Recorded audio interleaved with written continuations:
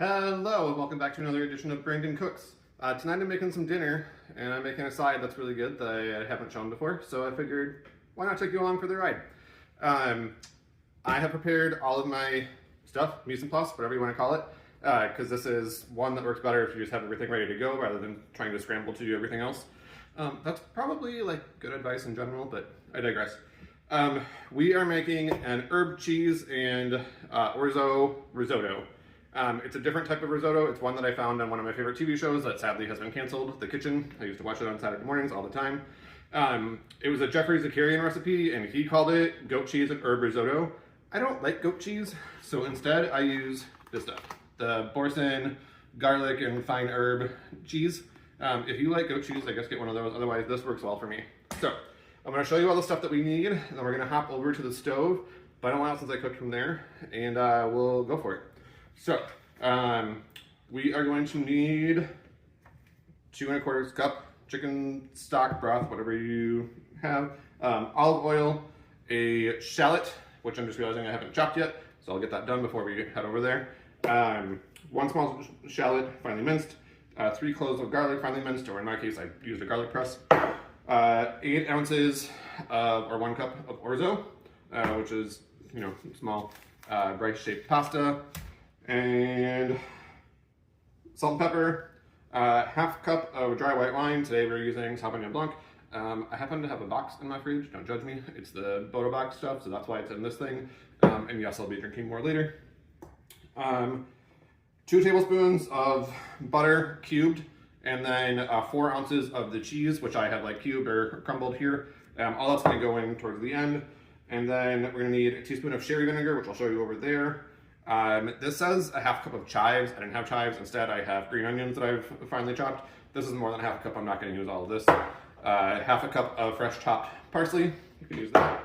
And his suggestion, I don't do this, but thin sliced Fresno chilies if you want a little spice in there. That's not the world that I live in. So we're not going to do that. So this is all the stuff. We're going to go over to the stove now, and we're going to start cooking. Okay, welcome to the cooking phase. So I moved all of my stuff over here to the stove. I have my heavy bottom pan with it. What you can't see, it's over here, I have my chicken broth is in another stock pot, and that's being warmed because we're gonna add that in gradually, and we want it to be warm when we do it. And this is corn on the cob, which is a different part of my dinner. I'm not making a video on that because I don't think I should need to teach you how to cook that, but there's other videos you can find if so enjoy. Elsewhere, I have an herb, garlic, pork loin situation happening. I did not season that. I bought it from the store and put it in the Instant Pot. But here we have our pan. So we're gonna put in olive oil, like so. And then our shallots, which I have now chopped in my trusty Pampered Chef chopper thing, because that's what we do here in Minnesota.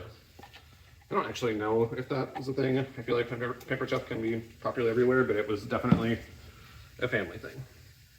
Now, still learning this new stove, but I know this burner can get really hot, so I'm turning it lower. Hopefully everything is going to be fine and we don't burn things, right? It's going to be fine. If not, I guess we'll find it at the end. Ooh. That shallot has some things that are affecting my eyes. Okay. So we're just going to do this until they're stopped in about 2 minutes or so. Just watch it. If they're getting translucent or look like they're starting to burn, then you can move on to the next part, which is going to be adding in the garlic and the orzo. I feel really close to you right now. I'm glad we're having this bonding time. Perhaps in the future, we'll do something different. I'm still figuring out this new kitchen. It's fine. We're here together. We're learning. It's great. Man, shallots are not normally like that to my eyes, but damn. All right, these are cooking fast. Again, I turned my heat down. I'm gonna add in my orzo, get it a little toasty.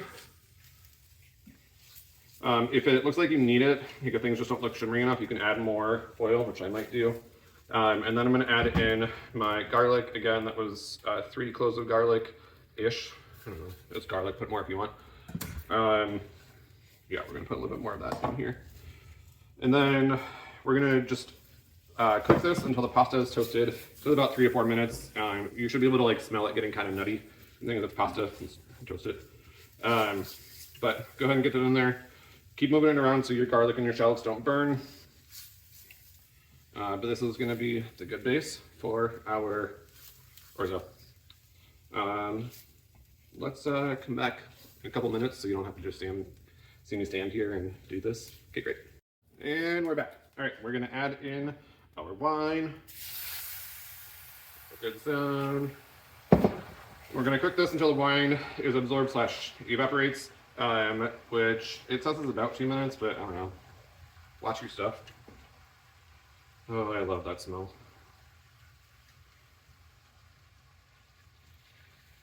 Okay, so once this is all evaporated, we are going to add our chicken stock, broth, whatever you want to call it, 1 ladle at a time until it is absorbed, and then you're going to do it more.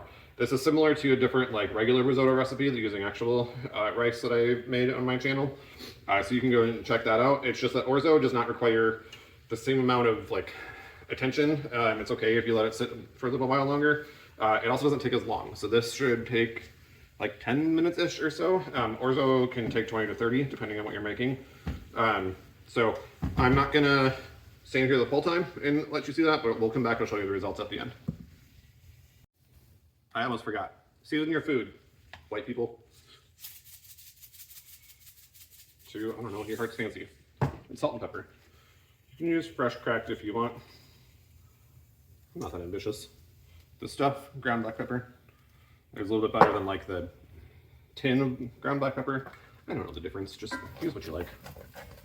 Okay, this needs stock. So let's do that. And there we go. Now imagine this happens 4 or 5 more times, and I'll see you on the back end. Okay, so our liquid is pretty much all absorbed. This is what we're looking like now.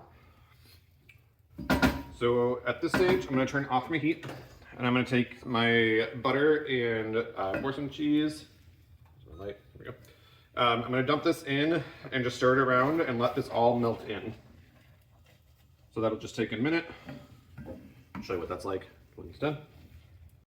All right, so my butter and my cheese is all melted. Next, we're gonna take a teaspoon of sherry vinegar. This is an aged sherry. We're just gonna drizzle that in. I am estimating, but this just brings the taste to life a little bit. The cheese that's in there is kind of heavier, so this just makes it a little bit lighter, which is nice. And then once that is in there, this is personal preference, but I'm gonna put some of my herbs in and then I'm gonna top with some of them. So, take about half of my parsley, ish, maybe more, and some of my green onion or chives if you're following the actual recipe. Then just stir that in more again. And we are just about done, so we'll plate this up and serve it up and give it a taste. Okay. So there we have it, all nice and topped, so nice and warm. So those fresh herbs that are not cooked are just gonna play really well against the orzo and cheese and everything that in there that's nice and warm. Give it a taste.